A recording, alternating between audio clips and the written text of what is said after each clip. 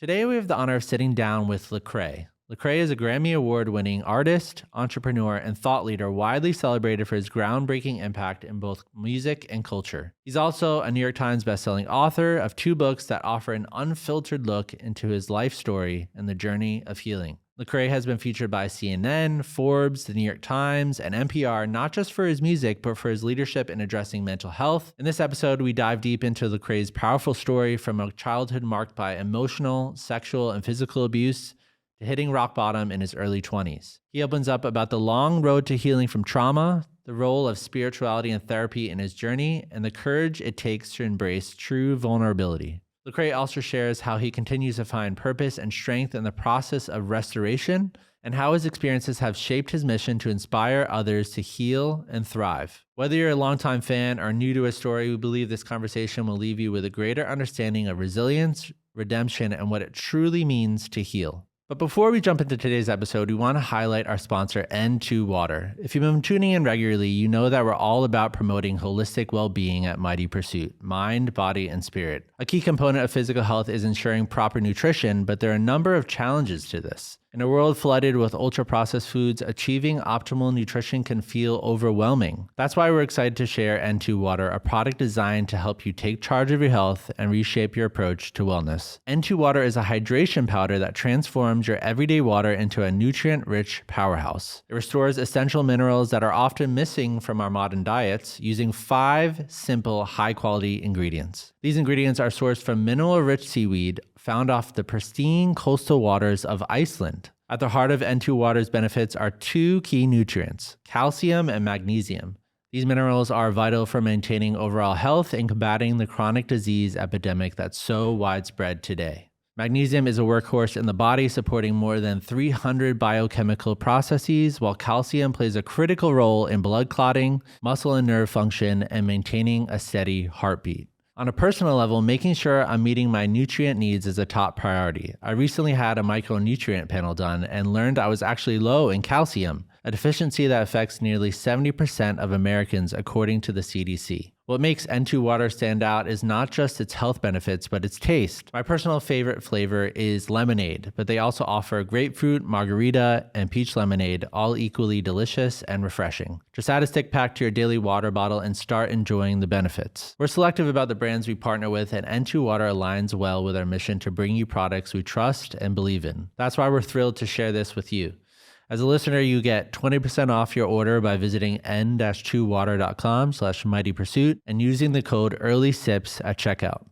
Once again, that's n-2water.com/mightypursuit, and the code is EARLYSIPS. We've also included the link in the description and show notes for easy access. Now let's get back to the episode. So in preparing for this conversation, did a ton of background on you, and one of the biggest concepts I came away with is the idea of like arrival, or the idea of like somebody like arriving. I think many people maybe at a subconscious level think that when they reach a certain point in their career or the relationships, then like life is just going to be like smooth sailing. And especially reading your 2 books, like I just feel like we're constantly growing, healing, and it's kind of like a never-ending process. A never-ending process, maybe even that you hit like multiple rock bottoms in your life. So what do you think of that concept on the idea of arrival? I think that's a healthy perspective, like arrival, not in that I have it all figured out, but arrival in that I'm like face to face with my frailty. You know what I mean? Like face to face with my trauma, face to face with all of the things that I've dealt with. And I'm like, okay, I see it for what it is now. It's not like in the background creating problems. I'm facing it head on. Yeah. Yeah. Yeah. I mean, you've been through so many different things, and, mental health, you mentioned trauma, the whole story with your dad, different things like that. And so what I want to kind of do is like take people through your story. And, beginning with what you identified in your rock bottom moments in your first book, there was just these moments these like catalytic moments that I just felt like, wow, like that is like really, really, really intense. And so one of them was like the incident that led to you going to the Timberlawn Psychiatric Center. Can you explain to me what happened that day? Because I want people to understand like the depth of like what this got to. Yeah. I think there's, if I'm not mistaken, there's like 8 major traumas that a person can go through and experience. And I think I've had 7 out of the 8 happen to me without realizing that, you know, things like abuse, you know, sexual abuse, disaster, all types of things. And I didn't realize all of those particular things were a part of my journey and my story. So I think it's like when I end up in this mental institution, it is a culmination of all of the things that I grew up with. So you want the story behind how I got in there? The cops, the college, and the party and okay, stuff like that. Yeah. So, I'm in college, and I think I just want to have a good time. You know, like every other college student. And there was a point in time when I wondered, was I drinking excessively? I've been drinking since high school, but I didn't know if I was drinking excessively. And I was looking around me, I was like, everybody seems to be drinking as much as I'm drinking, so I don't think I'm drinking excessively. So I'm curious, was I? And I'm kind of aimlessly figuring out what's going on. You know, it's like I'm in college. I guess I'm figuring out what I'm supposed to be doing for a living, but what do I do with my life? I don't know what I'm doing. I also don't have a really close peer group. I'm just trying to find my way. I joined a fraternity, and the fraternity was like, in a way, it was like creating bonds. And it's funny, I was reading a journal entry that I wrote back then, and in that journal entry, it said, my fraternity brothers only know one side of me. So there was even like a side of me that I was shielding from them. Yeah. So I wasn't fully authentic. So I'm doing a lot of drinking, doing a lot of partying, not giving myself room to process who I am, where I want to be in life. And when you're in a drunken stupor all the time, you don't process much. So I'm one particular night, I remember drinking, and I go over to this young lady's house, and I'm hanging out with her, and she's like, oh, I was just hanging out with this guy who wants to pursue me. And this guy's in like, we shouldn't have rival fraternities, but we did. It was like gangs in college. And he's in this other fraternity, and I'm like, oh, that guy's weak. He's sorry. He's this. He's not a good dude, whatever. You know, I'm just drunk talking crazy about him. And he's on the phone with her. And I know this, so I'm saying it loud so he can hear me. He gets upset, and he drives back over there without me knowing that he's on the way back to her house. And I'm just talking crazy, and I'm saying all kinds of stuff. And I end up, you know, leaving shortly after. Well, he gets over there, and he's drunk at the time too. And he gets over there, and he's got his pistol. And I think, you know, he's screaming for me or saying something like that, looking for me with his pistol. I think he takes a shot in the air, and then he skirts off somewhere. The next day, she calls me, and she's in a stupor, just like, oh, he came with a gun and da-da-da. And I was like, what? And I'm young, and, you know, there's a side of me that feels like me being a college student means I'm weak, because growing up in the community I grew up in, you joined a gang, you went to prison. I skipped all of those things. So I felt like I didn't arrive at manhood. And so now I'm like, man, I'm not a man. This guy thinks he can threaten me. And, you know, I'm processing all these particular things. So I drive to my mother's house. I go get her gun. I'm going to get her gun. And I'm drinking the whole way there. And on the way there, it was like something hit me like, hey, you're about to make a very terrible decision. Yeah. You know? And I was like, I don't care. I got to kill him, and this is what I need to do. And it's like I sobered up and was like, I'm about to kill somebody. And so I pulled into a hospital, and I just said, hey, I'm not doing well. I'm about to ruin my life. And they were like, what are you doing? I said, man, I'm about to throw my whole life away. And And in their mind, they're like, oh, he's gonna kill himself. This is bad. You know, I'm gonna kill somebody or kill myself. Yeah. And they're like, just wait here. You know, what are you thinking of doing? I was like, I don't know, but somebody may die today. Maybe me, maybe them. Yeah. And when you say stuff like that, you know, they People say, take it seriously. yeah. So they say you need some help, and I'm like, sure, I guess I do. And so found myself in a mental health institution that day. Yeah. Yeah. Yeah. I mean, it's a curious thing. I think a lot of people kind of live detached from other people's stories sometimes and like judge them in a moment, or like see someone in a mental institution and they're just like, oh, they're crazy or whatever. Yeah. But don't really think about the process of like how that person arrived there. Mm-hmm. And yeah, when I read about that account in your first book, it was like the intensity of like stuff that you were feeling in that moment, and like the craziness that was like going on in your brain, and just even that like such a like seemingly small interaction would trigger this like crazy reaction in you, and then you eventually recognize that you're going to the mental health institution. So you mentioned the manhood thing. Yeah. Right. And so you have talked about a lot the fact that you didn't have like a male role model growing up. And obviously your father wasn't around at birth. One line that really struck me, you said, the hole left by my father's absence throbbed constantly like an open wound that refused to scab over. And so can you take me into like the internal experience of what that was like as like a child, and then grappling the fact that you didn't have like a male figure in your life and a father? Yeah. It's interesting because kids don't know what's fueling their behavior a lot of times. I didn't know that my father not being in my life was the fuel for a lot of my poor decisions or my perspective. I just was feeling the effects of it. So my dad gets my mom pregnant. You know, they're in their 20s, early 20s. And, you know, my mom comes from a very traditional background and a very, very, very religious, staunchly religious, like to a detriment background. And they would have shunned her for being pregnant out of wedlock. So she makes a split decision to marry this guy that she doesn't really know that well.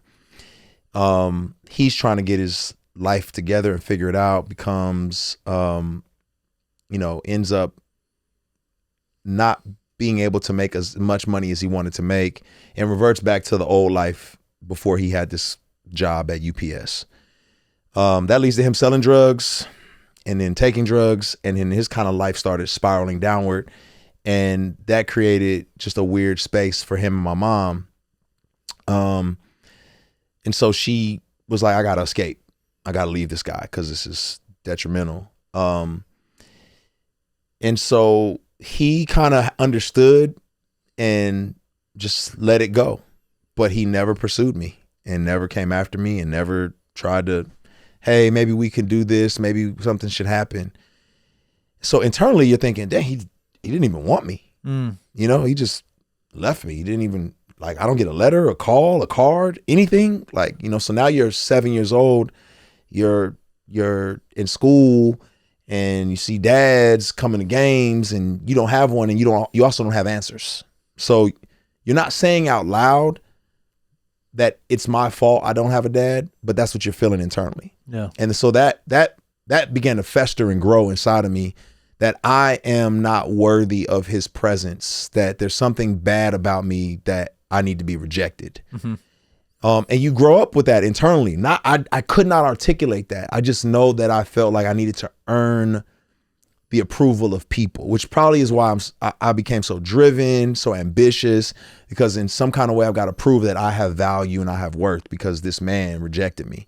And so I looked for worth and value in any older man, and a lot of them were like negative. A lot of them were gang members, drug dealers, rappers, the like. And I looked for companionship. I looked for love with whoever would show that to me. And a lot of times it was toxic, but I just knew I felt rejected. So I was looking for it. So like how how often? So was there just zero interaction with your dad, or was there like instances or rare instances where that you remember from your childhood that you would see him? I have one instance. I think he was at this point in time he was selling drugs he was making some good money selling drugs. And I was probably about 8 years old. So this is 8 years and not knowing this man, not seeing this man. And you kind of had this idealized picture in your brain of dad. He's a superhero, right? You don't know him, but you created this fictitious imaginary character. And one day he's going to come in, swoop in and save me from all the problems. And I also, my mother's, partner at the time was very abusive to me, abusive to her, abusive to me. So I was like, come save me, come rescue me. And about 8 years old, he comes to the house dressed in a full leather suit, just looking like a drug dealer out of the 80s and 90s, with jewelry on. And he comes and he's like, hey, I want to take my son shopping. And I'm like, oh, this is my dad. This is crazy. So he just rolls in after not being... Yeah, just roll. I mean, yeah, my mom said he just so happened to be in town. And she was like, I got somebody... she's young too. She's like, oh, I got a guy now, whatever. I'll let him see him. So there's one day in my life, he comes, he picks me up, takes me to the mall, takes me to a toy store. He says, pick out whatever you want, pulls out his wad of cash, like get whatever you want. And I remember grabbing like a Ninja Turtle, something like that. And then he takes me to his mom's house. I had a loose tooth. I'll never forget this. I had a loose tooth. He's like, oh, we're going to get that out your mouth today, man. He ties a string around my tooth, ties the other end to a doorknob and slams the door. I'm traumatized. And I'm like, it's like, yeah, your tooth's gone now. You're good. And then he drops me back off at home and I never hear from him again. And that was the end of, I didn't see him again. And I never had another conversation with that man, a sit down conversation to ask him any questions about anything until 2020. So didn't do any of it? No calls. I think I'll take that back. When I was about 13, my mom said, your dad's on the phone. And I was like, what? So I answered the phone. He said, hey, I just want you to know, listen to the man in your mom's life. He's got you. And that was it. That's it. Wow. I mean, you said the thing that struck me is like he could just like swoop in, right? And so like you have this moment at the mall. Like were you like on cloud 9? Cloud 10. Yeah. It was like the best day of my life because you just been waiting for that you wanted to be affirmed. It was like a broken piece of me was missing.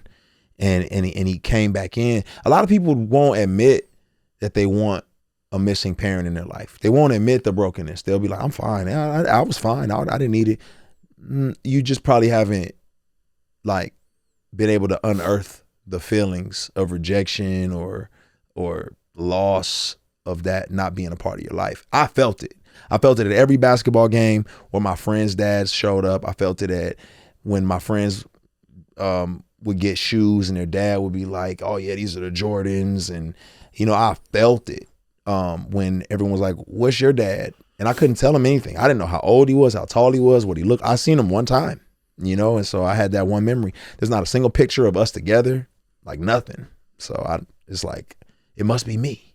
That's what you're thinking.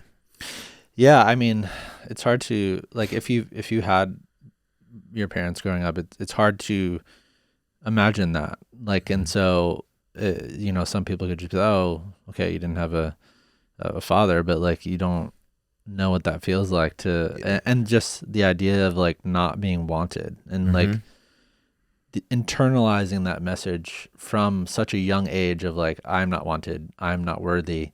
And then the lengths in which you will go through your teenage years and your adulthood to try to like prove that message wrong. In addition to society just like throwing messages like that on you, it's just a lot of pressure. Man, it was crazy. Yeah, it came from every angle, and so you don't have anyone even to like confirm to you what a man is and what a man isn't. You don't like. There's no rite of passage. Like we already don't have a rite of passage. Like as Westerners, right? Like I've been to Kenya. It's like historically the Maasai warriors will go kill a lion and then they all come back together and you're a man now. You know, if you're raised in the Jewish culture, you have a bar mitzvah, you're a man now. Like there was literally already no rite of passage. So I had to kind of figure out, okay, what does it mean to be a man? There was nobody there to, and even if his influence would have been negative, it still would have been something. I was just coming up with whatever. I'm watching commercials, I'm listening to songs, I'm trying to piece together what this even means and looks like. Yeah. Yeah. Yeah, it's funny. We'll talk about this later, but you had mentioned that The Body Keeps Score was a influential book for you. Big time.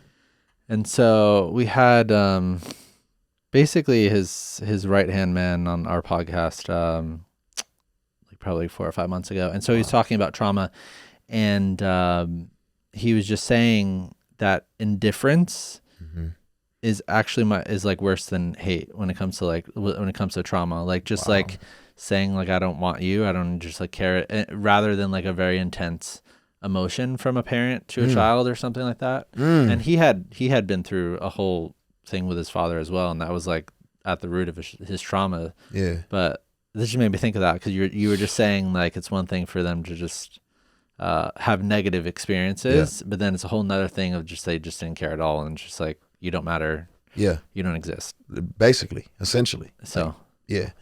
And I've had conversations, you know, it's like I've had conversations, the conversation I had with him in 2020, my sister was so mad, you know, because she felt abandoned by him as well.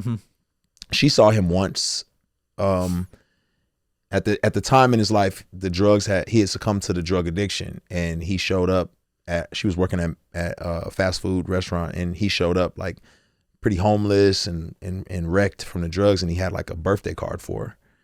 And, you know, she was like, that's the only time I got to see you. And she was like, do you feel sorry for anything? And his words were literally, sorry is the sorriest word in the dictionary. You know, so it was like, even after all this time. But what I learned too was, he said, my father was a war veteran. When he came home, you know, I didn't ask him like, hey, how are you doing? Where you been? And what's going on? He didn't break down to me why he had to go away. You know, we accepted it and we moved on. And I realized that time, you don't even have the categories to process the effect you've had on us. And it would probably be too detrimental for you to handle. Like if you were able to process the negative effects that your absence has had on us, it would crush you. Yeah. So you're not even in a healthy enough place to even process that. And I think indifference was his defense mechanism, because a lot of times it's like, oh, what happened to you? Like what happened to him to make him that way? And we don't ever think about that. So that's kind of where I had to get to, is like, oh, he's probably dealt with some significant trauma to make him this type of person. I feel like that's like the full circle of working through your trauma, is to be able to see the kind of that every perpetrator has like been harmed in like some sort of way. Yes. And it's hard to see that in the moment, especially when there's like such an indifferent attitude. I don't even think, I mean, we're talking about a father figure right now, but I mean, this equally could happen with a romantic relationship. And so if you are chasing a figure, you know, and you know, even for women, it's like if they have negative experiences with a man, that's some attention, rather than like, I don't care at all. And so like you'll take the toxic, you'll take the dysfunctional, because you're being paid attention to, instead of, and so I feel like it translates then onto your like romantic relationships too, those types of patterns. Absolutely. Yeah. Toxicity becomes your norm. So you just like, well, it's better than what I've experienced. So what did you learn about what it means to be a man? Like on the negative? Or just growing up, he wasn't there. So like, so then what did you think it meant to be like a man? Oh, goodness gracious. I mean, obviously you got mainstream media. So like you look everywhere where men are present, and you know, mainstream media is like, oh, they drink beer, they crush beer cans on their head. You watch WWE, you see wrestling, you got to be tough, you got to be bravado. Then there's a different layer of it where it's like, who are the men you're exposed to? So I lived in low to low income to working class communities, and who are the men that I was exposed to. Yeah. So not even exposed to, who even paid attention to me. And that's where I would gravitate. If you paid attention to me, I'm gravitating to you. And unfortunately, you have a lot of predatory characters in those environments who see you as someone that they can use instead of someone that they can develop. And I love my uncles. My uncles are great. I love them. They've gone through their process as well. Probably my Uncle Chris was the person who paid the most attention to me. My Uncle Chris was 10 years my senior. So if I'm 10, he's 20. He's only 10 years old? Yeah. Wow. My grandma had a lot of kids at different stages in life. So he's 10 years my senior, and I'm 10, he's 20. So that's the only man giving me attention. And I'm thinking whatever he's doing is the epitome of manhood. And he probably doesn't even know what he's doing. So, Absolutely not. Yeah. So he's an active gang member. You know, he's participating in the streets and drug deals and fights. And one of his things to toughen me up was to set me up with like little dog fights with other kids. So it's kind of like, we got to make you tougher. So you got to fight this other kid. So, you know, in hindsight, yeah, it's pretty traumatic, but at the time, this is your norm. So in order to be a man, I got to be able to beat someone else up. That means I'm achieving manhood. And I would say he's the person I looked up to the most. He ends up going to prison when I'm probably about 11 or so. So going to visit him in prison and seeing like his development and him getting stronger and him giving me advice, and seeing, you know, the first time I'm in a prison, I'm a kid. I'm walking that line to go visit him. I'm seeing him behind the glass. I'm talking to him. And this is the person I look up to the most. So to me, being a man, I've got to do my time. I've got to go serve some time. I've got to be a tougher individual. I got to be a little more street smart. I've got to be able to beat people up. I saw him come home with knife wounds and all types of things. And I was like, I am not meeting the mark. I am artistic. I gravitate toward the arts. I like research and reading, and none of these things are championed in my environment. So these are things I'm hiding. So to me, being a man, I gotta be tough. I gotta be bravado, and I probably gotta do a stint in jail if I really want to be a man. That's my rite of passage. Yeah. It's warped, but that's what I thought. What about like culturally? I mean, like obviously you become a very successful in music, like TV people, public figures who were like super influential for you. Like, I want to be like that. Oh, Tupac, biggest. As far as I was concerned, Tupac was my dad. Like, as far as I was concerned, Tupac was, to me, I felt like I could be him because he was in tune with his artistic side, but he was also rough around the edges. He used his gifts to generate income and money. He was misogynistic. He had a lot of women.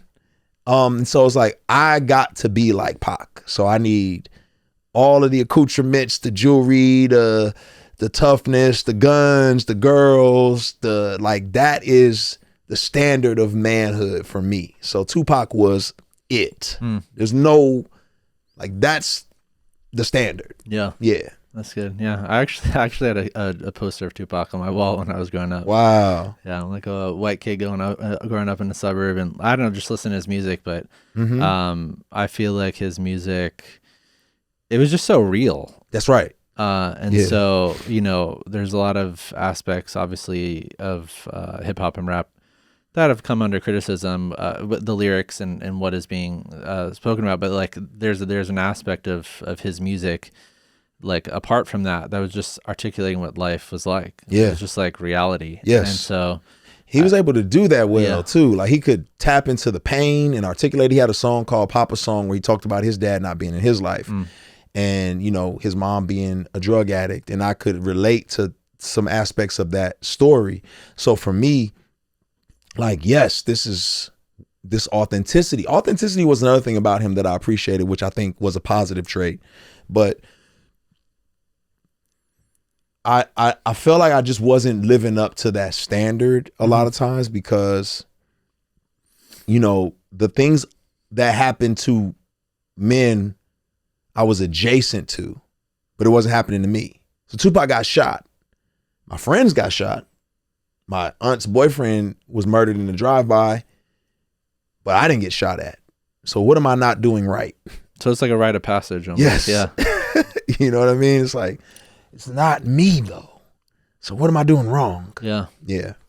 Yeah. So, I mean, so you have male figures in your life, and then, you know, to go back a little bit, you mentioned, you know, there was a particular boyfriend that your mother had that was abusive towards you. Yeah. If I was tracking correctly, so he beat you with an extension cord. Is that how did that happen? Like what went down that this type of abuse was taking place? The first occurrence.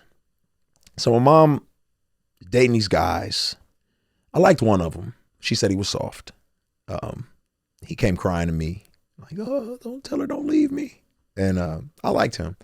She's dating these guys, and then this last guy becomes like her closest, the guy who's around the longest. So he ends up moving in, and I could tell he was a little rough around the edges, but I you know, you're young, so you don't really know what to expect. It was, you know, kind of better than nothing. And I think he initially was like, engage me initially, right? But after he moved in, then it just became like, I don't have to do any of this stuff anymore. Like, I'm here. And I remember the first occurrence, I'm riding my bicycle through the neighborhood, and my mom doesn't know where I'm at. You know, you're supposed to come home when the street lights come on, and I totally forgot because I'm with my friends and I'm riding my bike. So she's like, where is he at? Where's he at? You know, and I pull in after the street lights come on my bicycle. All my friends trailing behind me. And he comes outside and he's like, where were you at? And I was like, oh, I was riding down the street. We found this whole big old thing. And before I could finish my sentence, he had slapped my face so hard, my nose was bloody. Blood flew off my face in front of all my friends. I fell off my bike and I'm like, what the heck? What is going on? Like, I was in shock. Like, he's like, get in the house right now. So I'm just like, you know, I'm in a stupor. Like, what did I do? And yeah, I mean, that moment was when I was like, nothing like this has ever happened to me before. Like, what, you know, I'm probably 9, you know, and I'm just kind of like, I never been slapped bloody. And I think that was the beginning of knowing like the type of violence that could ensue, right? My mom also grew up in an era where violence in the house was not a foreign concept. Yeah.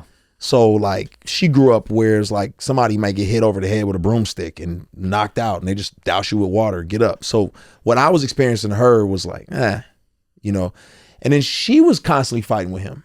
So I would sleep with a knife under my bed because their fights were so intense. Like one night I woke up, I wasn't even asleep, and I heard glass shattering everywhere. And my mom had literally thrown like a rock or something at him and it went through the window and like shattered. And I mean, their stuff was so intense all the time. It just became a norm to where I just lived in like perpetual anxiety. Like, what's going to happen? What's going to happen? What's going to happen? And it's like waiting for a tiger in the wild. Exactly. Yeah. That's what it felt like all the time. Like you just didn't know. There was another time where they both got arrested on the same night for fighting, right? And it's like I got family has to come get me because both of them are getting hauled off. So it was just this chaotic environment. And but it's all you know. So it's just like you're waiting, hoping your turn doesn't come. And I'll never forget it, man. I was blamed for something I didn't do by him. And I think I was 10. And I just felt a sense of like righteous indignation. Like, you're wrong and this is unjust. And I'm told to go to my room. And before I do that, I look back and I say, God knows the truth. And it set off a fire in him. He took off after me. We had this small, like, it's kind of like a townhouse, the small corridor stairs. I darted up the stairs. He takes off after me. He catches me. I'm running around like trying to escape him upstairs. But he he grabs me, and I dodge, and I get away from his grab, and I try to leap the stairs to get away from him so I can run outside. But the stairway was too far, so I tripped and I fell down the stairs. I landed on my back. He jumps down on me, sitting on top of me, and bam, bam, bam, just starts laying into my face, laying into my body. I'm 10. This is a grown man. So I'm bloodied up, my glasses on my face, cracked. And my mom is trying to get him off me. She can't. She's like, stop, stop, stop, stop. So she goes in the kitchen and just grabs dishes and starts breaking them over his body. And finally he stops. And I mean, I'm just like, yo, what the heck? I can't. You know, that was just like, it was a traumatic moment. And you don't know what to do with yourself in that. You're 10 years old. Like, how do you process this? Like, what does this mean? And I think the toughest part about it is, man, you're in this environment where economically it's not stable. Everyone's getting beat. It's normal. You hear about your friend getting beat with a water hose. So you normalize it. And there's no, it's just kind of like a situation where it's like, yes, it was dealt with. Like, my mom felt bad enough about that situation to actually call the police, because she was like, we're not safe. But even after he, you know, gets out of jail, you know, he comes back and like they make up, and it's back into the cycle. You know what I mean? It's kind of like you just back in the jungle waiting for the tiger to come back out. Yeah. How did that's just like so traumatic. Yeah. How did that, specifically the physical beatings, like affect you? To be honest, it made me feel weak. It made me feel like I was mad at myself. I was like, I should have been able to defend myself. Like I beat myself up for a long time, like feeling like I should have been able to defend myself. Like, I'm going to get to be strong one day. I'm going to get to be equipped. I'm not going to be a victim. You know, that's kind of the mindset that I had, was I should have been able to defend myself. I should have been able to defend myself. But really, it just heightened my anxiety. I didn't really get tougher. Yeah. I think I got more afraid internally. And I wanted to be tougher, and I was just mad that I wasn't. I mean, it makes sense, the idea of like, you need to be tougher, especially with the influences that you were talking about before, and the rite of passage, and you feel like you're not doing enough. I mean, such an overwhelming load for like a 9-10-year-old. Right. And so, you know, that aspect of what you were going through and what it means to be a man, and the physical beating, I mean, that's just so crazy to deal with itself. And then I guess it was around this time as well, then you were sexually abused as well. And so what happened there? That was babysitter? Yeah.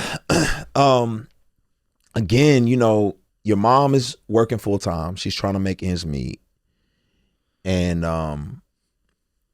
you know, I'm a latchkey kid now, and it's kind of like, man, how do I support this kid and do all these particular things? This is a little bit before this particular incident, though. So this was before the incident. Right. Wow. This is before the incident. So before the incident, before he had moved in, actually. So my mom is trying to make ends meet. She's just trying to figure it out. So I would stay with family members a lot. And I'd also had a daycare. There was a daycare, you know, a lady ran a daycare. Probably wasn't licensed, probably wasn't legal. But in that community, it's like, hey, I'll do it for this price. And we saw a lot of sketchy things at this particular daycare center. And that was the first time I saw two people having sex. You know, I saw two teenagers in the basement. They were probably like in their early 20s. Yeah. But, you know, I'm just a kid, like watching this, like, whoa, you know, because they're supposed to be watching us, but instead you know, she snuck her boyfriend in, I guess. And so there's another particular time where I was staying with somebody while my mom had to work, or she was out with her friends, one of the two. And at this particular point in time, this person, you know, she was 17, 18 at the time, and I'm about 7 or 8. And she tells me to come into her bedroom and follow her into the bedroom. And she says, I want you to do something for me. And I'm like, okay. And she like tells me that I need to basically touch her and do things to her in an inappropriate manner for an 8-year-old. And then she asked me, you know, to do those particular things. I was like, okay, I don't know what I'm doing now. Why are you asking me to do this? Like, I'm thinking, is this medical? Like, I don't know anything about this stuff. I'm just like, what is happening right now? And then she, you know, grabs my head and forces me to do stuff like with her hand to her. And I honestly didn't know how to feel about it. Like, it was kind of like, I didn't feel violated as much as I felt like, is this like, what is this? You know, more just like, what are you doing? Why is this happening? What's going on right now? So it wasn't like I felt dirty or I felt like, oh, you took advantage of me. I felt more like, why did you do that? Like, I didn't understand human anatomy, really. I didn't understand. I just was like, what is going on here? And I made a mention of it to her mom. And I think the babysitter's mom? Yeah. I made mention of it, and her mom just kind of like, I felt like brushed it off. You know what I mean? Like, didn't believe you, or did and then just didn't care? I was so young. I can't quite say what the thought process was. You know, maybe it wasn't didn't believe me, or maybe it was, we can't let this get out because your mom, and I don't know. I just know it was brushed off. But that messed me up for life. Like, that messed me up. That introduced me to a world I should have never been introduced to. And just, my innocence was stripped. And like the way I see intimacy was forever warped. Like, the way I thought about the female anatomy was less of a intimate, like, sentimental thing, and it was basically just science. It was basically just whatever I had just been exposed to. It was always a science experiment. And so I began to, from elementary school, I began to like start trying to find girls who I could do, touch and do this with, and telling girls like, oh, I know something now. And of course, you're in this environment where there's probably other girls who are victims, and like, it's like girls are willing to let you do all these particular things. So man, I'm just doing this all day long. And I've never shared this. I'm just sharing a lot, maybe oversharing, but I remember staying with one of my uncles, and he had a girlfriend, and she had a daughter. And we couldn't have been more than 11. And I am mimicking everything that this abuser did to me with this girl. And her mom walks in and sees us. And it's like, what is, you imagine 2 11-year-olds just like naked and just experimenting like crazy. And it was just like, what the heck is going on? Yeah. You know what I mean? And so I was, of course, beaten for that. But I didn't even know. You don't know. You got exposed to something. You're just doing stuff. So messed me up. Man, I mean, that's just nuts. I mean, one thought that was going through my head was about, we were talking about masculinity, right? Mm-hmm. And so you were so young that you didn't have a frame of reference sexually for anything. Mm-hmm. And then, you hear about, abuse stories, and, I would say less common. I hear about like an older female with a younger boy. It's like a less common scenario that I hear about. I mean, you might hear about an older male with a little boy or something like that. Yeah. And, this, I feel like, but you weren't at that age yet, even a teenager, where like other men would be championing you for that. No. it'd be like, oh yeah, wow, like type of No. thing. And so I was a Legos yeah, and carton milk. yeah, Like I had no idea. That hadn't even crossed my mind. yeah, You know what I mean? I hadn't even been exposed through media. I only knew cartoons. I'm like, I don't even think I was a second grader yet, if I'm being honest. So like all I knew was cartoons. I knew Bugs Bunny, and now I'm in this whole world of anatomy. yeah. I mean, it's always been confusing to me. I mean, you see reports in the media of like a teacher who's like 25 and like a 14-year-old, and then you'll read the comments and it's like cheering him on. I mean, it's like, Yeah. and it was like sexual abuse or statutory Yeah. rape or whatever. Yep. But I feel like specifically in those types of scenarios, it's like at a specific age, people start like championing that. Yeah. And just the fact that you started recreating all these experiences at like 11 is just wild. That's Man. just like insane. Insane. And Yeah. you get older and you're more desensitized to like sharing your body. You're more desensitized to like that level of intimacy because it clearly didn't mean anything because that you didn't get a chance for it to even be explained to mean anything. And I wasn't raised in an environment where that was like taught. Like the sex talk I got as a kid was my mom put a book on the floor. It was like, where did I come from? She's like, yo, read this book. And that was it. That was my sex talk. And it was like a cartoon book and there was no explanation. It was just like, all right, my job is done. So, and not to take away from her, it's like her upbringing was twice as traumatic as mine. You know what I mean? So it's like she was doing great to, provide me with a economically stable environment, right? Like that was a big thing for her. I never worried about where we were going to be, what kind of shelter I was going to have, or where we going to be evicted. Never. Because she went through her own series of having to be carted from place to place. So she was like, I did it. But those other things, I mean, it was like, oh, didn't know that was going to become a part of your journey, part of your story. I mean, you were talking about the experimentation. I mean, like by the time you're like 14, 15 years old, like how many sexual experiences had you had at that point? Man, I would say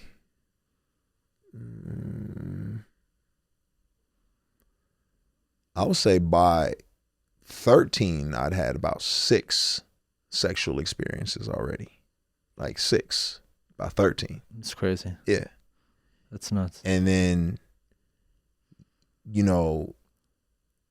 by the time I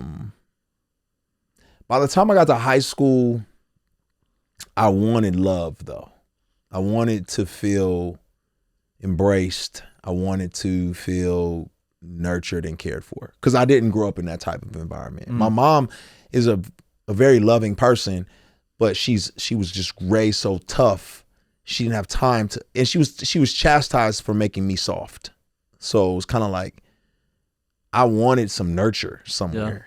Yeah. And so by high school, I was very into like monogamy and like, man, I was a serial monogamist because it was kind of like, yeah, once I got the assurance that you were there, I would probably break up with you because I was scared you would break up. It was like self-sabotage. Yeah. Like, you're going to abandon me like my dad? Let me abandon you first. Yeah. Because I don't ever want to get hurt like that again. Yeah. So that was my whole thing. One of the most striking lines in your books, it really just like hit me out. You wrote that the verbal, sexual, and physical abuse I experienced was a 3-stranded rope that wrapped my neck like a noose. Mm-hmm. Just... Verbal, when some things don't leave, that are said in the heat of the moment. When you have a man who's angry at you and he says, your daddy didn't want you, he had you and left you. That sticks to your brain. When, you are physically abused, you're weak. and you'll always be weak. And the standard of masculinity is strength. You don't have it. You're not a man. You're less than a man. Sexual abuse.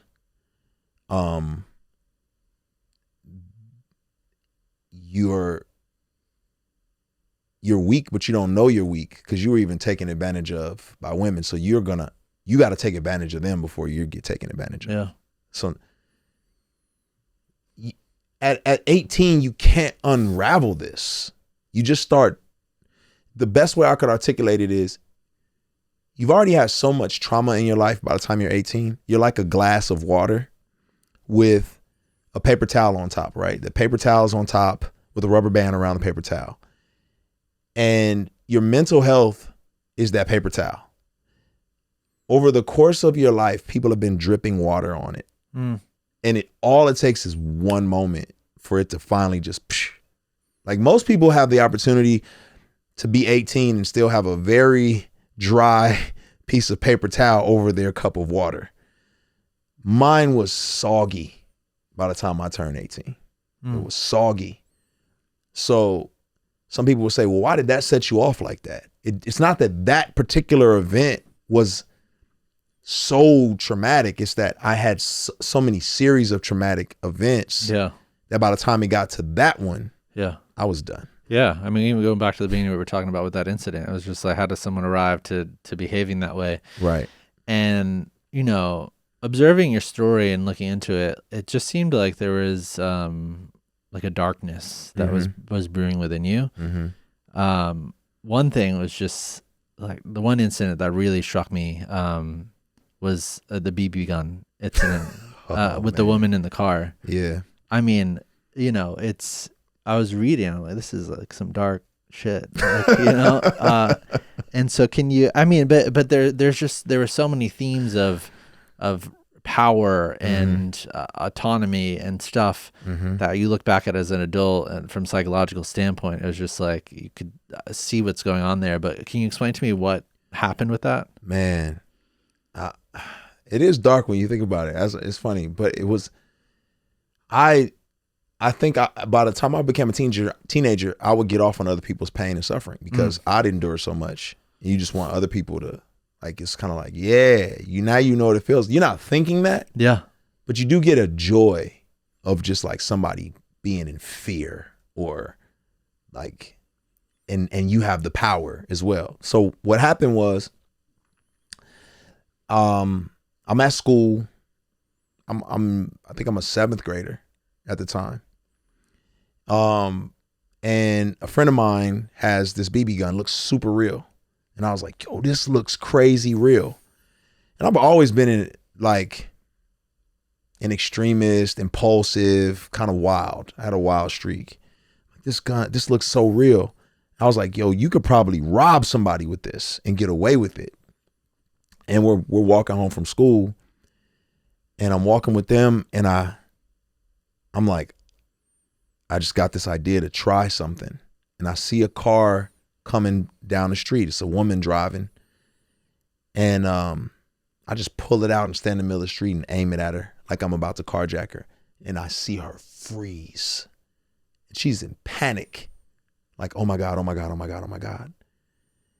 And I'm a good distance from her. So she's like, I don't know what I need to do. Do I need to get out of my car? Do I need to give her my keys? And I see her just start slowly backing up. I'm far enough away from her where she probably feels confident that I'm not going to be that good of a shot. But she's also like freaking out. She just slowly backs up until she feels far enough that she speeds backwards and then turns around and skirts away. And I was in stitches. Like, me and my boys are laughing. I'm like, oh, hi, look how scared she was. Oh, this is crazy. Man, this is wild. This is crazy. And I'm like, somebody said, yo, you can see the police station because the police station is up the street. Somebody said, yo, I think she stopped at the police station. So then I'm like, oh, shoot. So we ditched the gun, right? We just ditched the gun in the bushes and we just walk home casually, like no big deal. And I'm about to turn on my block actually. And an unmarked car comes up, skirt, You hear him screeching. It's me and one of my bros is walking with me, and car screeches. Bunch of dudes jump out the car with guns. Get on the ground. Get on the ground. Get on the ground right now. You know, we're 13, and I'm like, oh man, here it goes. Now the crazy part is, I had a friend who was visiting. He did not, like, this is so foreign to him. Like, he's like freaking out. So he's crying, and they're like, where's the gun? Where's the gun? I know the routine is, I don't know what you're talking about. You know what I mean? I'm playing it like I don't know nothing about nothing. And he's like, tell him where it is, Lecrae. Stop lying to him. And I'm like, you sucker. You know, because now I'm like, we're going to jail. So yeah, that's my first arrest at at 13 years old. And, you know, thank God my parents weren't home. My mom wasn't home. So it was kind of like they just had to detain me at the station. And, you know, I was like, I don't know where she's at, man. I don't know how to tell you how to get in contact with her. I don't know her number. I don't know anything. Yeah. You know what I mean? Sorry. Yeah, I mean, just you know, you were talking about earlier about like what it means to be a man, and then, you know, having this abusive experience where power is like stripped from you. Yeah. And then you are in this moment, and this lady probably literally thinks she's gonna die. Yeah. And you're just standing there, but the way I read it, it was like a stone cold killer that just like staring at her, like, yeah, man. And I wanted her to believe her life was in jeopardy. Yeah. And that's dark. You know what I mean? But again, it's like, what happened to that kid to put him in that place? Right. You know what I mean? Yeah. And so, yeah, it's a lot of series of events, man. I honestly, when I look back on my life, my son asked me something the other day. My son is 17, and he said, if you could talk to your 17-year-old self, what would you say? Do you feel like your life would be any different? And I said, to be honest with you, I would say a lot, but the reality is the things I did up to 17, I don't think I got the consequences for. You know what I mean? Yeah. Like he can't see the visible, tangible evidence. A lot of it is mental, right? But he can't see the rap sheet.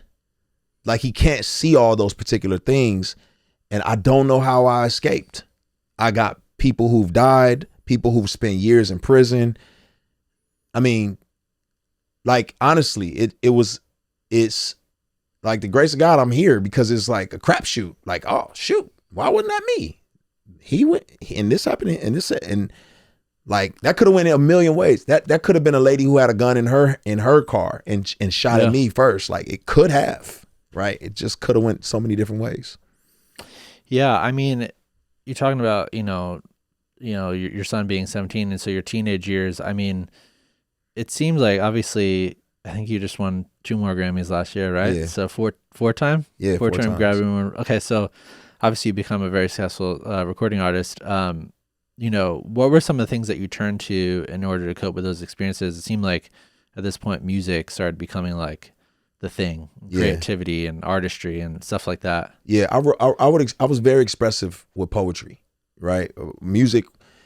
I mean, poetry was the first start, but and I was very fortunate to have teachers who saw an artistic streak in me. So I had some teachers who were hippies, man. You know, we're like on the West Coast, so they were more like, there's a way to get the aggression out of him with writing, and they saw that, and they were like, hey, let's put him in this, let's get this, and they welcomed that, and that helped me a lot. Mm-hmm. And then what ended up happening was those expressions turned into rap songs. And so I began to just rap to get that stuff out of my system, to express. I mean, rap was a solace for me. It was the place I could go to hear all of the traumatic things that I'd experienced, all of the community that I lived in, all those things, I could hear it in music. And I wanted to be able to express it. I'll never forget listening to rap songs and saying, the way they're making me feel is what I want to make other people feel. I feel so seen. I feel so, like, it's so cathartic for me. I want to do that for other people. And And that's part of the reason why I started crafting music, was because of what it was doing for me. Yeah. I forget where I was hearing or reading about this, but there's like a region in the brain that like turns on specifically with music.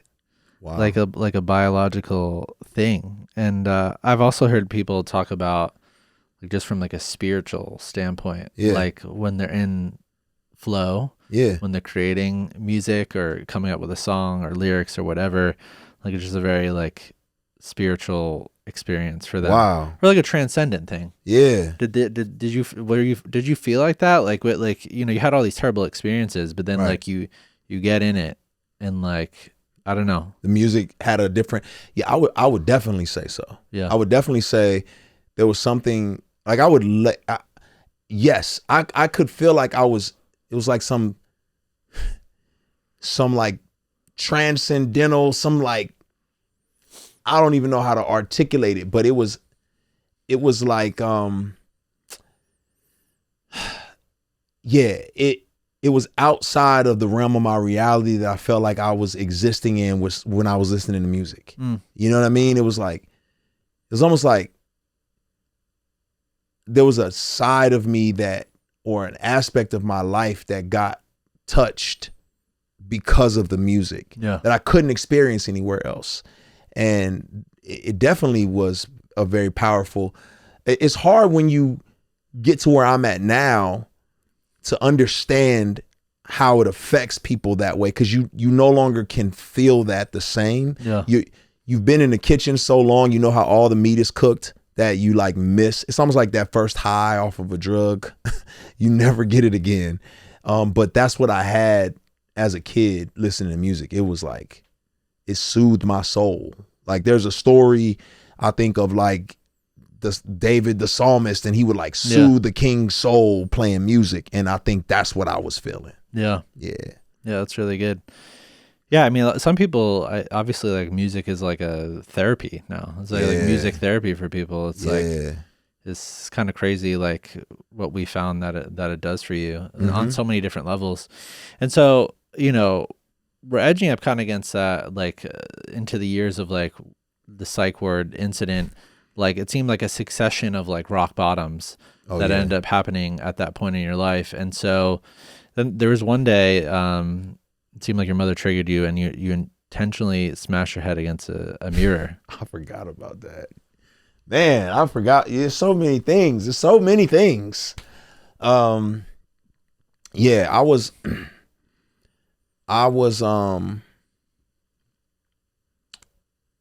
you know, a very emotionally troubled teen. And I struggled with my identity. I struggled to find acceptance. I struggled with rejection.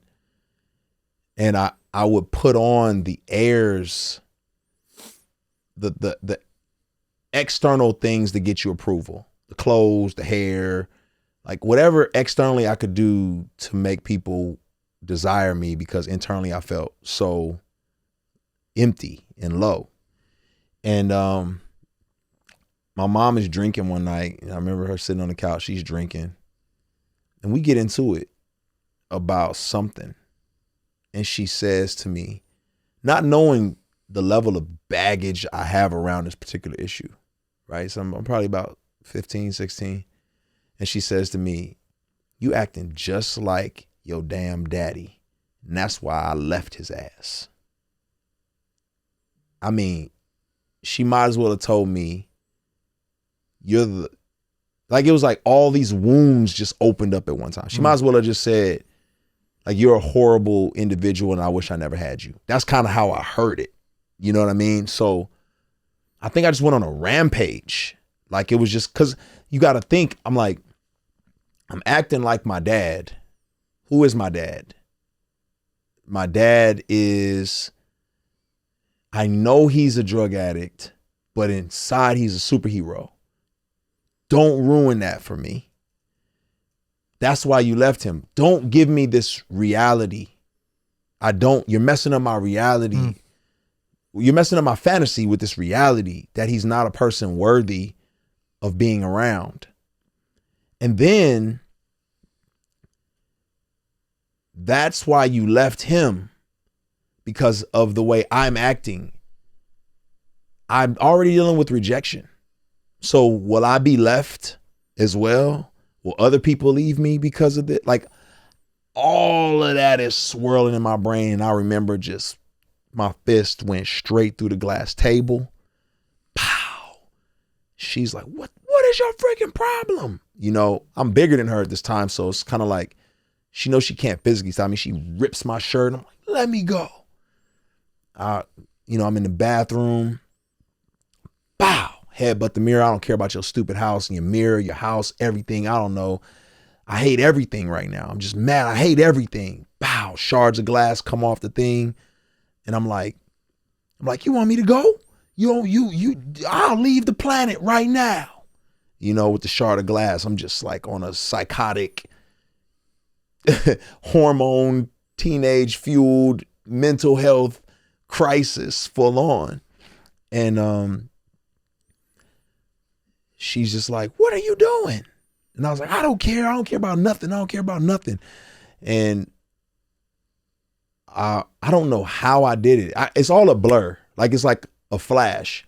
But I just know I went outside and I climbed up on the roof. And I was on the roof and I was like, it's like a whole psychotic break, honestly. And it's like, I don't care about nothing. Nothing matters. I don't care about this. I don't care about life. I don't care about me. I don't care about nothing. And she's like, get off the roof or I'm calling the police. I was like, call them. And I'm not thinking she really will. I think I want attention. I think I want to feel loved. I think I'm trying to, I just know I feel empty and I want that wound to be closed. Yeah. And, you know, long story short, I think the police did come and they talked me off the roof. And then they had a conversation with my mom. And then my mom didn't know what to do. You know, she's like, you need help. I don't know what you need. I mean, my mom is not religious at all, like loathes religion. And she's like, here, read the Bible. And I remember taking the pages of the Bible and just ripping them out and balling them up and throwing them back out there. Like, here's your Bible. Like, it was a dark moment for me. Dark. Yeah. I mean, these kind of emotional waves. I mean, we discussed the thing in the beginning about what happened when you're in college and this, just these huge swings and reactions in addition to the drinking that you're talking about, all that stuff. And so like when you're in the psych ward, which I guess is your early 20s now, like what was it like being in there? Like what happened? Oh man. You talking about so low. I think that's what the first time I realized I struggled with depression. Yeah. I didn't know depression was a thing. Like it wasn't a talked about thing, especially not then. So I didn't realize I was depressed. But I know what depression feels like because that was the first time it's like if there's a movie that can articulate your mood, you can pinpoint the movie. If there's a scenario that in my brain when I think of depression, it is being in that psych ward. Number one, I was like, why am I in here?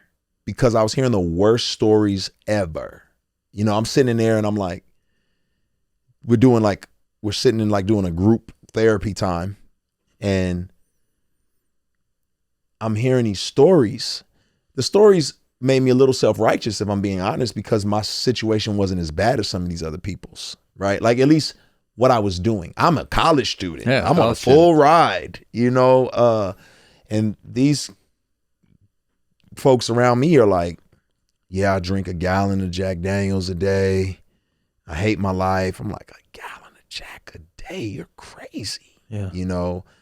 And just some of the things that they were saying. You know, they take my shoelaces. You can't have shoelaces because you might do harm to yourself. And I'm just like, yo, this is out of control. They put you in this little sterile room. It's really kind of like, it's a state-funded institution. So it's really just like prison, except there's no bars. Yeah. So the food is like state food, just like prison food. It's like. Sounds like a horror show, yeah. Yeah, it's not a pleasant place. And so I'm sitting in my room and It's just this stale room, and they don't give you pencils, pens. You just get crayons. And I got a journal. I'm doing journal entries in crayon, and I was like, oh, I'm at the bottom. I am at the bottom. I'm like shoelaces gone, floppy shoes, no belt, pants falling off my waist, sitting in like group therapy meetings with people who were drinking 2 gallons of Jack Daniels and doing journal entries with crayon. I was like, I'm at the bottom right now, eating food that's worse than the cafeteria food at your public school. So I think, yeah, it wasn't a place. It wasn't a place where I felt like I'm going to get some help here. It was more like, this is the best the state can do with you people who don't know what to do with yourselves. That's what it felt like. So what was it that got you out of that state? Clearly you're here right now. So what was the catalyst? I sat there, honestly, and I had a journal, and then they had a Bible in there. And I just started reading the Bible and reading. And I'm I'm a skeptic. You know what I mean? Like I'm not big on like existential experiences and stuff, but I remember music being that for me in a lot of ways. So I think I was just so low, I was open. I think my grandmother's religion was something I wasn't willing to try, but I was open to like, all right, I have nowhere else to go. Might as well take a gander. And I think I began to realize like these stories are not just fairy tales, or not just like these are human beings that I could relate to, right? Like I'm looking at this guy, David, who is saying stuff about how his soul feels empty. And I'm like, that's how I feel. I'm like, listening to him talk about the darkness of his dark night of his soul. And I'm like, that's how I feel. And him saying, where can my hope come from?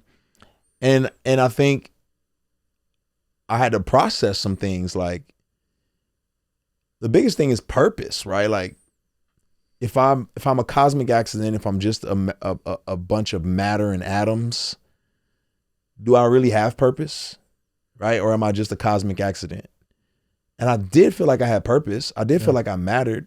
So if I matter, then why? And where did this purpose come from? Because my whole life I was struggling with identity. Why do I matter? My dad didn't want me. The abuser didn't want me. The molester. Do I matter? And then here I come to reality that no, not only do I matter, I was made with worth, value, and purpose. Like I was intentionally crafted, because my mom didn't even mean to have me. You know what I mean?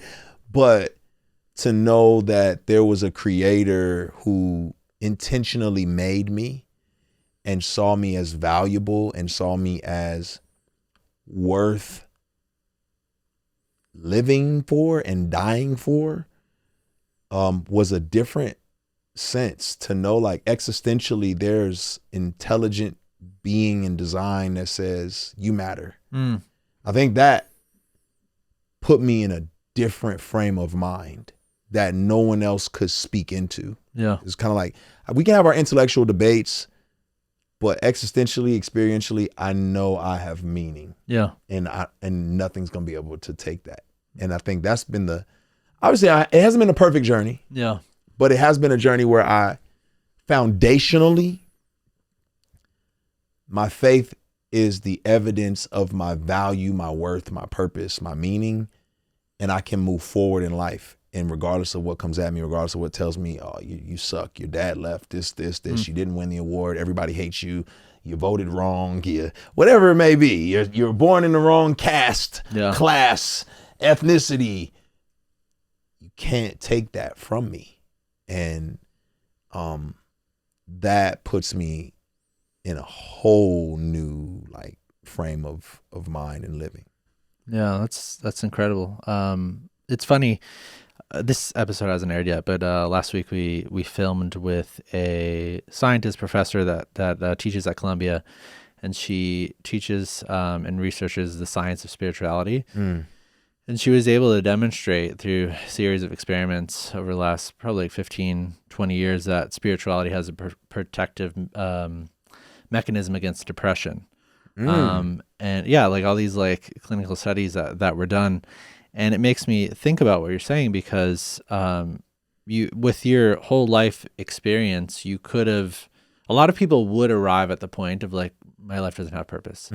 This happened to me. I was sexually abused, physically abused. My father's not here for me. Like, I'm just like going crazy, having these rock bottom mood swings and everything else that's happening in your story, and feel like there isn't any purpose. Yeah. And to recognize that like your purpose is it's kind of like hardwired into the universe, that That's like right. we all have a sense, and like where does that purpose come from? And I think it's like in kind of the darkest moments that we like start thinking about like those existential or spiritual realities, you know? Yes. And so, you know, you go on the spiritual journey, and then kind of what happens from there. Yeah, I mean, essentially transformed my life, you know, because what ends up happening is you're not just modifying your behavior, you have like a worldview transformation now. So like behavior modification is when you just do something different so you can get a different result. Worldview transformation is like, oh, I see the world differently. And this new way of seeing the world and life, now I got to change my mental maps, right? Because it's like, you're hungry to change your mental. What have I been missing all this time? You know, let me go to every Bible study I can go to. Let me go to, you know, I change my mental maps. And that's what we do as human beings. It's kind of like, oh, shoot. You know, when you learn a new language and you start to become a little fluent in it, then a different world opens up for you. And you're like, oh, there's some cultural nuances I didn't get. And so for me, my mental maps were now being transformed and readjusted to see things from a different vantage point. And I was more open to, you know, people I would have never been open to. I saw the world through different lenses. I had an unspeakable like joy, right? And I just began to be hungry to understand, to pursue. Like now I was even more passionate about caring for others, because I felt like I had been so divinely cared for. Like I was like, how can I not like give this back in a very horizontal fashion? And the music began to be the place where that was like, oh, I'm writing a song, and just loads of transparency, like tons of transparency, because I felt like that was going to be that's what gave healing to me. If I hadn't seen this David character like be so transparent about the stuff he experienced, I wouldn't have been as transparent. And, you know, I think the faith world is, there are tribes and sects that kind of feel like they own how it should be done and expressed. So there was I was rough around the edges for them, because I was saying things that, oh, you shouldn't say that. You shouldn't talk about this. You know, I've written songs about my sexual abuse. Like, it's like, well, we want songs that you can sing on Sunday. And it's like, that's not why I do this. Yeah. So I think because of that, my music could exist in a multitude of different worlds. Yeah. And if you want authenticity, if you want raw, if you want something cathartic that is unashamed to speak about what I've experienced, what matters to me, then that's what you got. And I think it resonated with people to where a career started budding, and to be able to be in the place where I'm at today. I mean, that's a big fast forward button, but you know, that's essentially what happened. Yeah. I mean, I think it's amazing because, you know, we talked about hip hop and rap, and, you know, I think you wrote in one of your books, like, you know, the issues when out of violence maybe or murder or self-glorifies like the worst aspects of humanity. Obviously that doesn't speak for all of rap. There's a lot of amazing That's right. hip hop that's coming out of it. But I feel like you, what you did with your music was very different. It was like a very different approach in that, you know, it's not necessarily, you know, glorifying like those aspects. Yeah. And so like, was that a very like conscious thing for you of like, I recognize what's out there and like, I want to create a new path? Cause it feels like a trend setting a little bit. Because I was looking for that. Yeah. Especially at the time of this like spiritual transition, I was looking to feed my soul that type of music. And, you know, artists like Lauryn Hill, Common, you know, they were crafting that type of hip hop that was like speaking to like, yes, this is like life-giving and it's thought-provoking and it's painting a different picture than just, hey, this is our lot in life. Let's just kill more, murder more, sell more, whatever, you know. And I think I wanted to craft that. I wanted to craft what I knew I needed. And so that's essentially what happened. Yeah. Yeah. So, you know, you find the spiritual path, end up winning multiple Grammys, touring all over the place, height of the career. Yeah. And so I think, you know, what I said in the beginning about Arrival, I think like a lot of people would be like, period. Like, right. That's it. You know, right. You become very successful. You've gotten out of this crazy abusive childhood that you've had with all these experiences. Yeah. You know, but the crux of what you wrote about in your second book was like, you know, it didn't fix everything. No. And so, at what point did you start noticing that things started cracking behind the scenes? Woo. I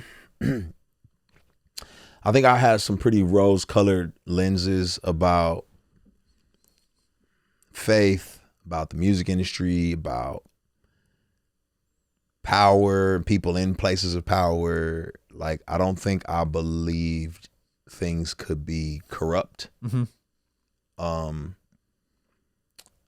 think, you know, you're young, you're very idealistic. You just, you think everything's going to work out just the way. And that's why a lot of young people are revolutionaries and create a lot of change, because they believe this can happen.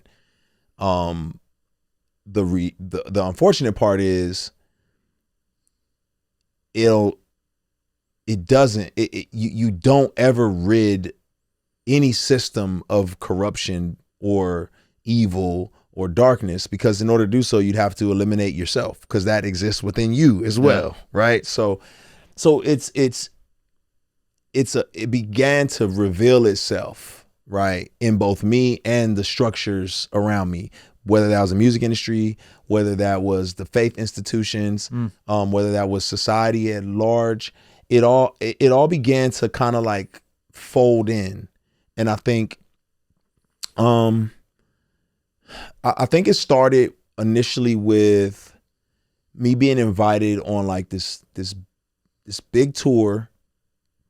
And, you know, these are like a bunch of Christian guys, right? So they're like, yeah, come on this tour. And on this tour, I had an idealistic picture of what that meant. Yeah. I didn't know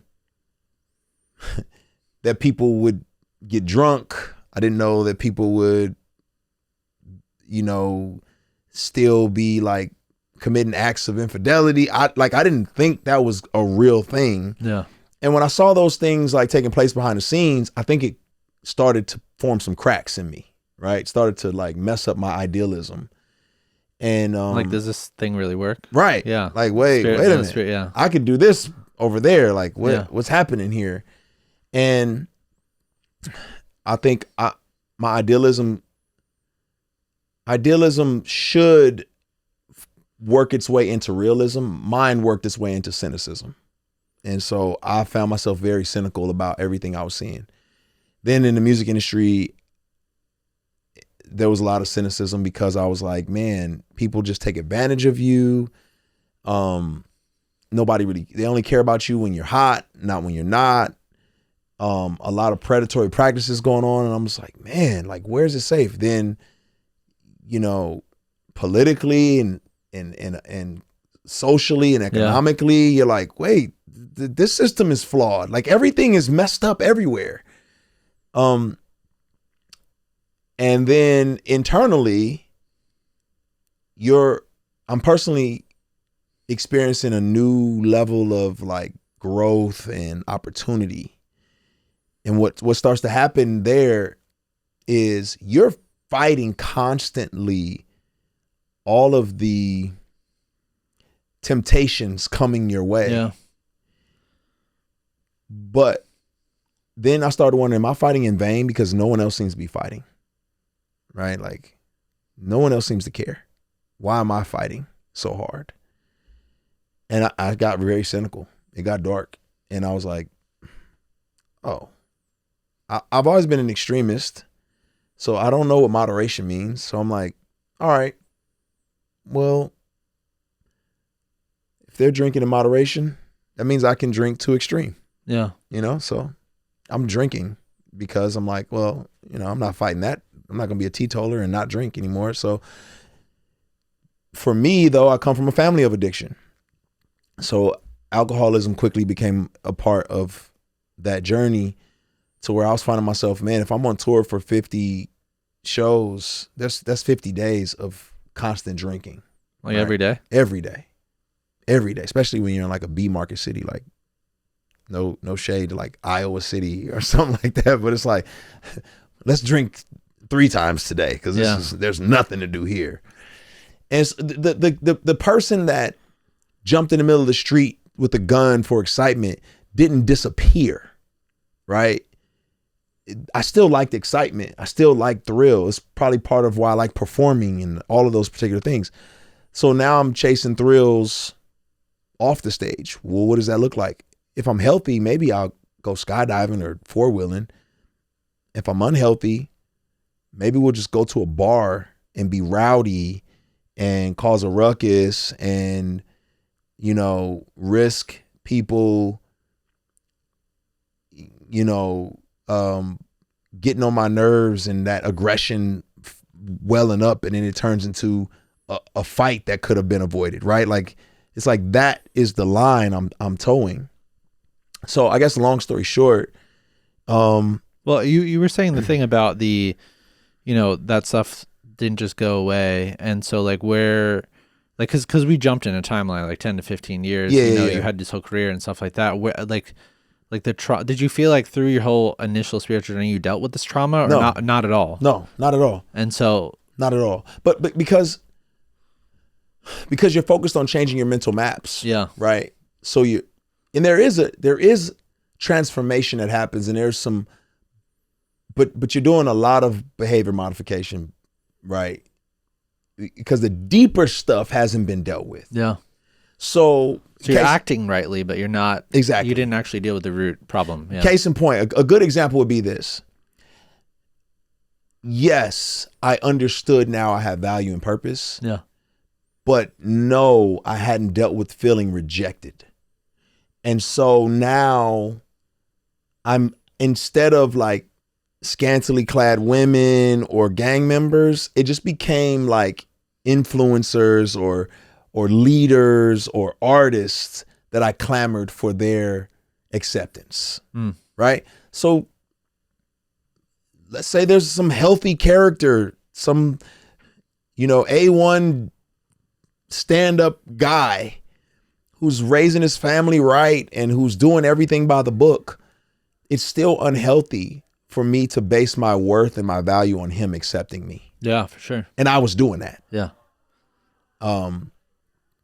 So I think that began to become a problem I didn't recognize, right? I want the acceptance of these great people, but at the cost of finding my identity and my value in their acceptance of me. And I was it was a ticking time bomb, because as soon as you find out they don't accept you, or as soon as you say something contrary to their views and they are not who you thought they were, now you're back at square one. Yeah. Now you're back saying, well, who am I then? And the biggest piece for me was I come from a broken family. I come from a dysfunctional family. And now I'm a part of these other worlds where I feel like, man, there's nurture and there's care. And I expect to be cared for in a way that I never was cared for. So when they let me down, it hurt worse. It was like, I was like, I just dedicated everything. I was so broken and so torn. Who do I even trust now? You know, it's like a woman who has been abused.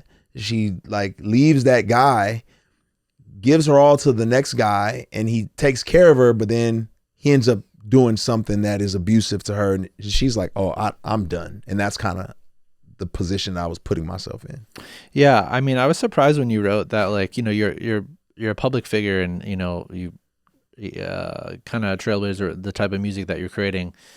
And now you're being looked at as like this example for other people. Yeah. And then I was surprised when you wrote that the outside world never picked up on like this was even happening. And as a matter of fact, I probably showed no visible evidence of the shift.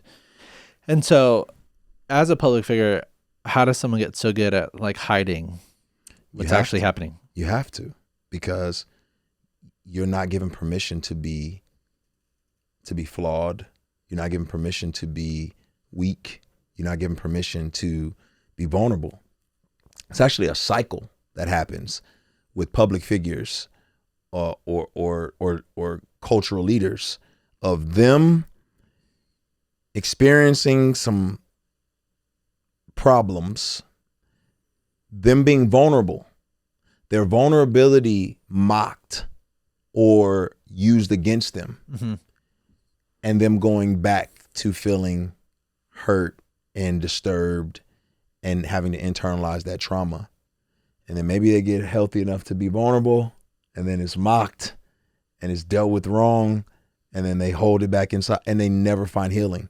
And so some leaders and public figures just say, I'll never be vulnerable again, because it's just going to be weaponized. Yeah. And you're stuck until you implode. You know, that's why you see all these scandals happening, these blow-ups, public blow-ups, and politicians, pastors, you name it. They're not allowed to be vulnerable to get the help they need, because if so, it's weaponized. So they say, well, I'm not sharing this, then I'll just keep it to myself until I end up on the front page of the news. Well, so there's like the public, but then what did your family, your friends think was happening? I was very fortunate to have close friends, and my close friends, I think I would have shared more. I gave them the tip of the iceberg because I was afraid. I was ashamed to give them the bottom, because you're the most successful out of all of us. You can't, I got to carry that mantle. I got to keep that look going. Like, I got it together, guys. I got it all together. So I can't show them that beneath this iceberg, beneath this tip is a massive iceberg full of chaos. So, you know, you tell them like, man, I'm just struggling right now. I'm dealing with some stuff right now. I'm wrestling. And they're like, you'll be fine. You'll be all right.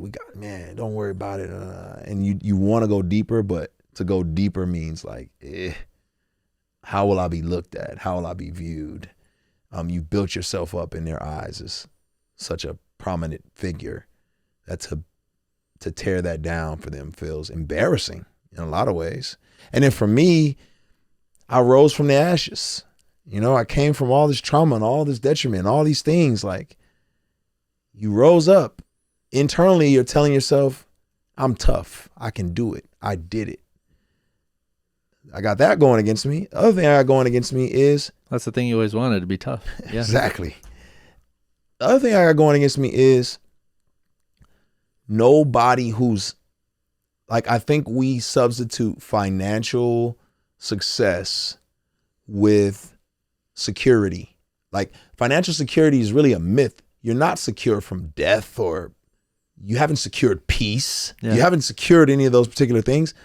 But culturally, no one wants to hear a financially successful person complain. Shut your mouth and enjoy your money. Like, there's nothing you can complain about. Buy yourself some happiness, because I can't. So it's like, No one wants to hear LeBron James complain. Yeah. What are you talking about? Yeah. You're a billionaire. We don't want to hear anything you have to say. We don't care what problems you have. You should be able to buy those away. But, and so that's a luxury he's not afforded unless he's got some good people around him who don't look at it from that vantage point. But that's tough, man. You know, the thing about the friends that you're talking about, just giving them a tip of the iceberg, it's just wild because 5 months ago we had Carl Lentz on here, and he literally said the same exact thing before he had the, fallout and affair in his life and stuff. Is that it's just giving the people like enough vulnerability. It's not like you're not being vulnerable at all, but like you're just giving them enough. And it was like literally the same exact pattern as what you're talking about. It's what happens, man. Yeah. I mean, you're hoping if I give them enough, maybe someone will probe. But they'd have to probe in a way that says, hey, I just want you to know you're safe. You know what I'm saying? Yeah. I just want you to know you're safe. I heard you say some things. This is me and you here. Yeah. All I want is your wholeness and your healing. Yeah. This is me and you. This is not a slander campaign. None of that. I heard you say some stuff. Let's unravel that a little bit more.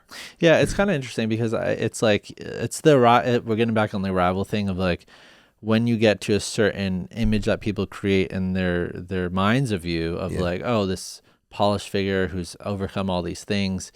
It's almost easier for some other public figure who never had those things happen to them just implode in public. And it feels like there's like more grace for that of like, oh, they're imploding. But like if you have overcome some things in your life and you've been a good example for people and then you're imploding, it's like, no, that can't happen. We need the period to stay a period and not, That's unnecessary pressure too, man. It's pressure on ourselves, I think honestly that caused me more anxiety than anything else was the pressure of like remaining that proverbial period that you just talked about. It's like, I can't let anybody know that I'm the person who told you about all these past traumas. I gotta be the beacon of hope and healing for everybody. I can't like let them feel like my arrival is not actually an arrival. I let them all down. And I'm not gonna say people, but I was carrying around the weight of letting people down. Yeah. And that was tearing me apart. We talked about the rock bottom stuff. And so like earlier in your life, you had that moment at college and the psych ward, whatever, and then you mentioned the alcohol and stuff. Was there a moment like during this period where you're like, oh my God, like I just crossed the line, or I just like, this is like truly rock bottom and I need to like address what's happening?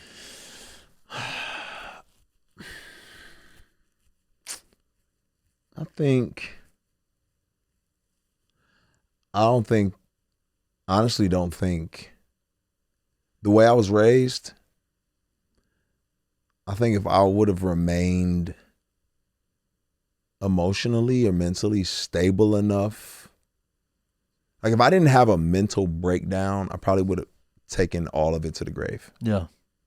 Like, nah, like the cost wouldn't have been, I didn't know the value of healing and transparency to even think like, I gotta let them know. It never occurred to me. Like,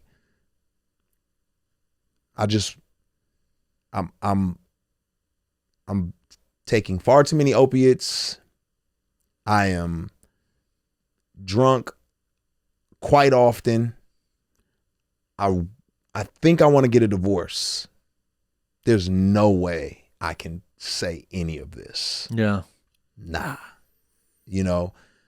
No way. So I think if my mental health had not deteriorated, I would have just kept living in dysfunction, The way you described depression, I thought was pretty eloquent in terms of what it felt like. Mm-hmm. So can you describe that, like when you're depressed, or in this period, especially like a very low depression? What does it feel like? Yeah, it's as if you can't appreciate anything. It's like the taste of your favorite ice cream, you might as well be eating oats with no sugar. The sky is just a perpetual gray. Like the intricacies of little things, you can't see them or appreciate them. It's like everything is dulled. It's like a blade that won't cut. And you don't feel a sense of joy. You just don't feel a sense of, you're numb, and you can't muster up joy. You can't muster up happiness. You can't, like, there's no interest in watching your favorite TV show. You could be watching a show that is so intense and has so many clever lines and loops, you can't even get engaged. It's like you're physically and mentally unable to get through there. Another way I would liken it is to like a very dirty, murky plastic window, and on the other side is like the Grand Canyon. Yeah. You can't appreciate it looking through that window, that plastic, dirty window. Yeah. Obviously, everything you had been through previously, we talked about the trauma too, like catching up with you. We mentioned the body keeps a score earlier. So what was at this point, dealing and facing yourself, like what was the process you went on with self-discovery with trauma, and why that book was so influential to you? Yeah, I had woken up, and I was mad at myself. I think I was disappointed in myself because I kept going on like binges of like being clean, being focused, being the model person I thought I was supposed to be. And it was like, 6 months. And then like 7th month, crash. Like, oh man, I'd been online watching things and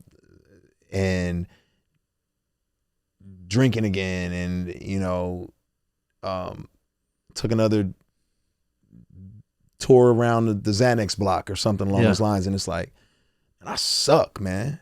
And I suck.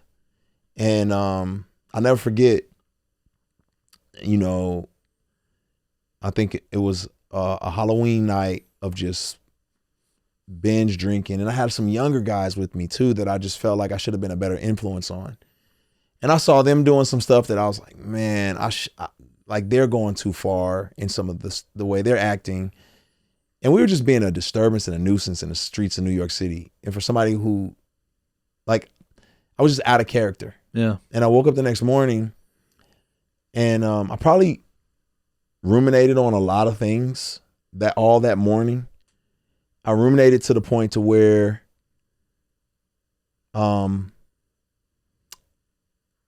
I went to bed and couldn't stop, took a nap, and when I woke up, I was in a complete clinical depression. Like my brain just shut off. And so it went from racing to just turn off. It's like my brain said, we can't handle anymore. We can't handle the self-deprecation. We can't handle the rumination. We can't handle the what ifs. We can't handle the anxiety of what if so-and-so saw you? What if you end up on TMZ? Like, we can't handle this. We're shutting down. Brain overload, computers fried, done. And I was like, what? I've been living like this for the last 2 years. Like, why is this happening now? You know what I mean? But again, it goes back to the body keeps a score. It's like, oh, you never dealt with the childhood stuff. You never dealt with the teenage stuff. You never dealt with the early 20s stuff. And you're just piling on more stuff in this season. You got some public figure stuff. You're reading your social media comments every day, all the negative ones, like every day, consuming them. Like I didn't realize that was even having an effect on me. Like every day, you suck, you're fake, your music's trash. You voted wrong, you acted wrong, your song is wrong, your lyrics are wrong. Like just reading. And my body was like, we can't, you've never dealt with the past, and you're adding new things in the future, in the present. can't do it. And I think that's what made me resonate so much with The Body Keeps the Score. I was like, I haven't healed that 10-year-old kid who was getting pummeled and bloodied hasn't healed. He still remembers it like yesterday. It wasn't until I did this, and therapy is not the end all be all, but therapy is a massive transformative process. For sure, yeah. But I did this process called EMDR, where you kind of, you follow a light or a side-to-side motion. And we were just trying to unpack like some of the things driving my issues. And it's the freaking being abused as a kid that I thought I was over. Yeah. And you rapped about it too. Yeah. And I'm just like, what? And so I'm crying doing this process. I'm like, I don't go to therapy and cry. Like this, I don't cry here. I'm crying. I'm angry. I go home, punching on a punching bag. I'm like, I'm so mad about what happened to me. I never knew I was mad about it until I went through this process. I'm just living through this torture. I'm mad. And then, I don't want to cry on this, but, and then I was asked to have a conversation with 10-year-old me, and at the time I got a 10-year-old. I can't even imagine my son having to endure the stuff that I had to endure. Like, it broke me to see him in that position. And then I'm sitting there with 10-year-old me, and I just was so sad for that kid. And I just was like, yo, my man, like, it's okay. I just wanted to hug him. It's okay. Like, I got you. I don't want nothing bad to happen. And that's what I would do with my son. And I needed that. And I didn't know I needed that. You know what I mean? And so, because I hadn't healed, my body was still, it was as if it was yesterday that happened to me. And so little kid brain shuts it away and puts it away somewhere. But your body's like, it might as well have happened yesterday. And so adult brain is still acting out from the trauma that little kid brain experienced. So powerful to engage in that, in those modalities, and the EMDRs is like so much research behind that. And then, going through those exercises, how did you move forward then from that point, from going through the therapy, these realizations, the brain shutting down, like, how did you move forward? What did you do? I went on a deep dive. So I'm an extremist. I'm a researcher. I just dove all in. I probably bought every book on mental health. I probably watched a million podcasts. I probably, listened to every speaker, faith speakers, non-faith speakers, like everyone who had some thoughts on this, because I had never experienced anything like this before. So, I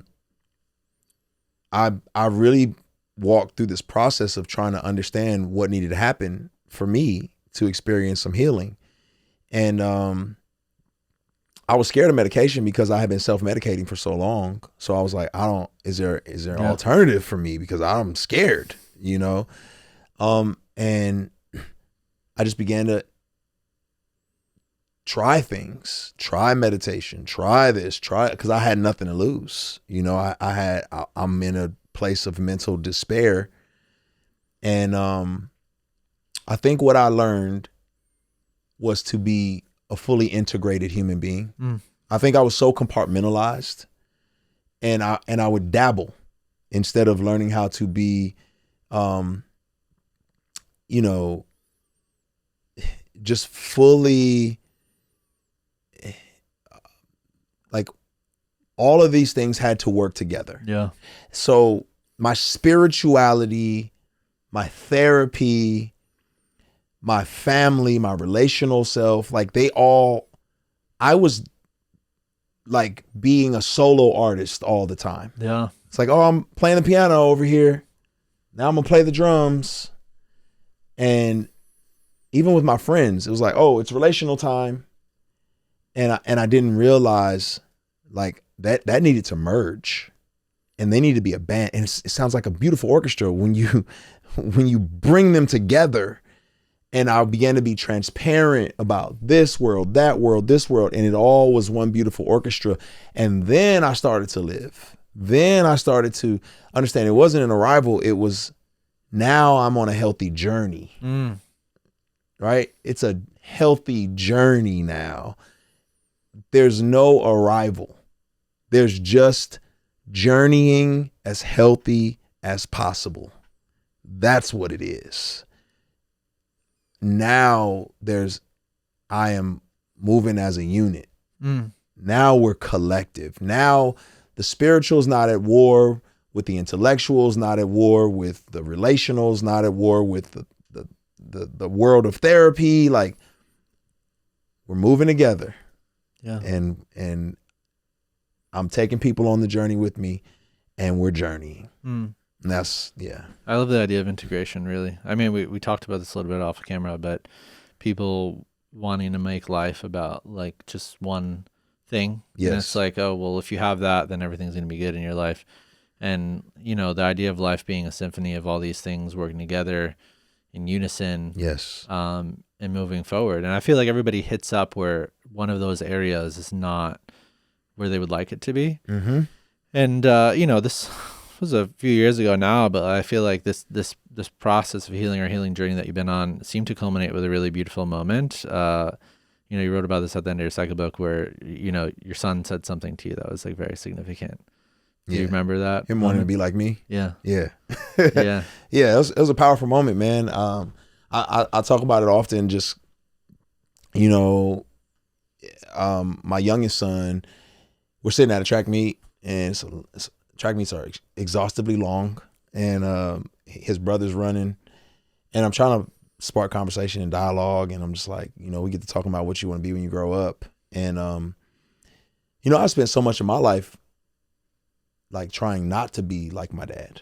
Like, I don't want to be like him. Like, you know, trying to be something other than that. I didn't know who I needed to be like. And in the latter half of my life, I'd done all this work to be integrated and to move in that symphony. And I look at my son and you know, do you want to be a doctor? You want to be a lawyer? You want to be a fireman? What do you want to be? And he was just like, I just want to be like you.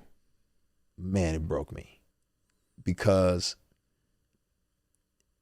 you know, God forbid him having said that to a different version of me, you know, but for him to say that about this version of me, that was way more intentional. You know, he was so young when I was dealing with all of that. Like, there was no room for conversation. It was like, it's just toys and throwing you in the sky.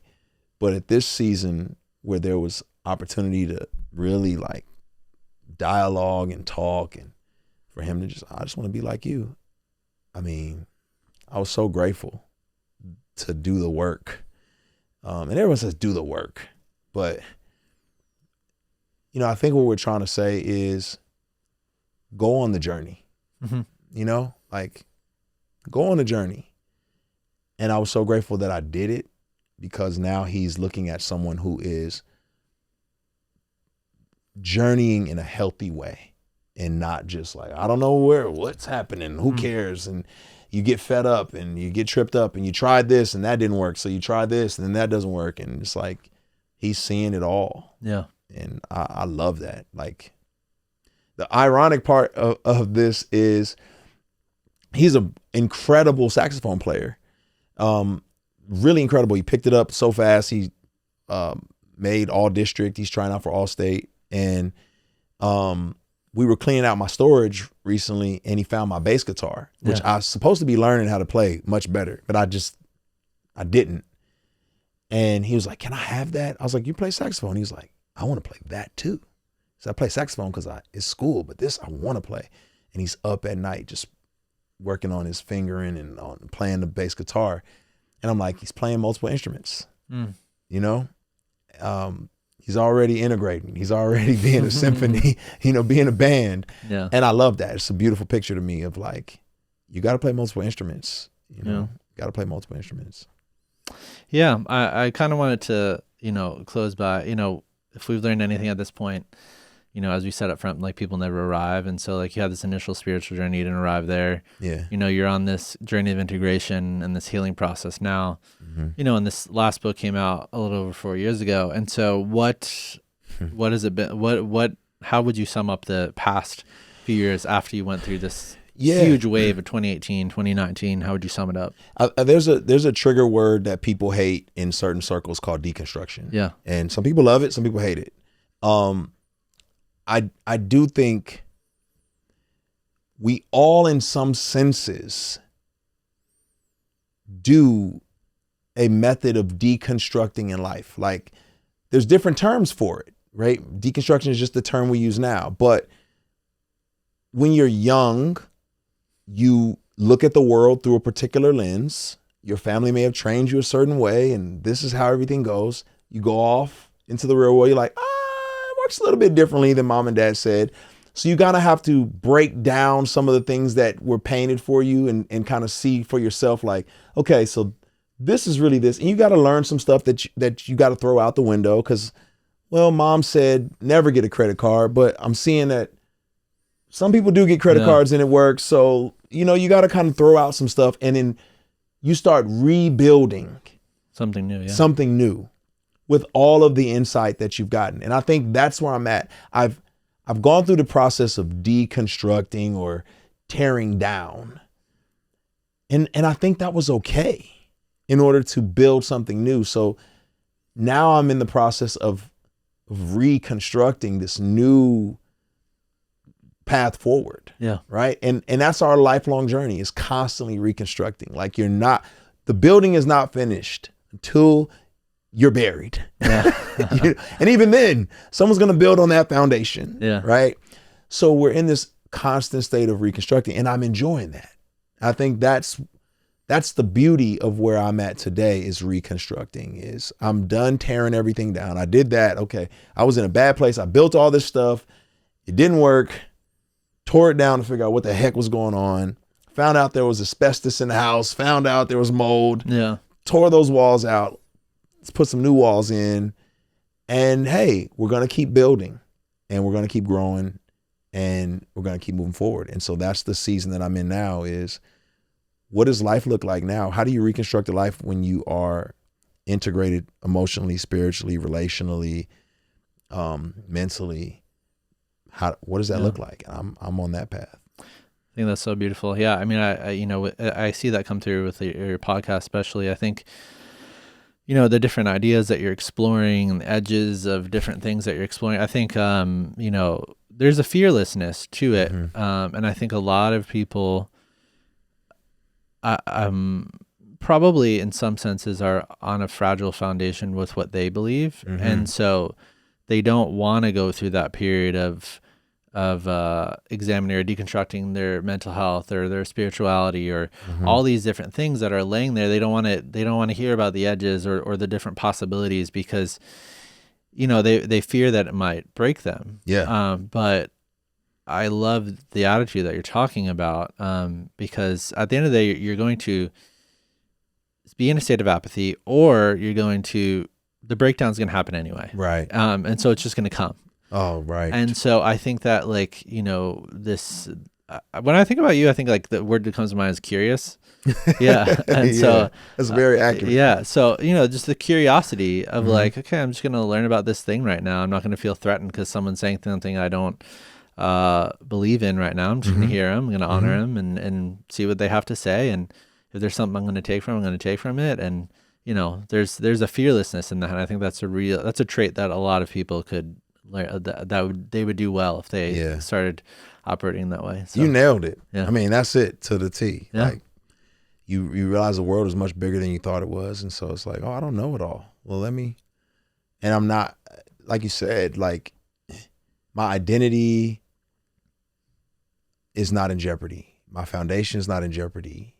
And I don't have to keep what I see. I don't have to keep it, but it doesn't mean I'm not going to investigate. Yeah. So 100%. It's freedom. Well, thanks. I really enjoyed this conversation. This is great. Yeah. Yeah, vice versa. Thank you so much. Absolutely.